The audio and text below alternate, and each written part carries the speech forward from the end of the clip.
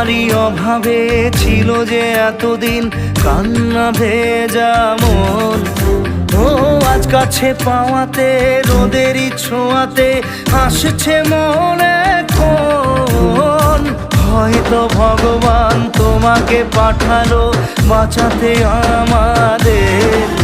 ও তুমি যে সূর্য, তুমি যে শক্তি, আলো এ জীবনে।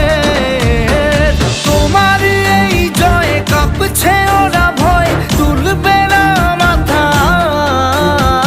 পাপের বিনাশে সকাল ওই আসে, থাকবে না এ আধার। আজকে খুশির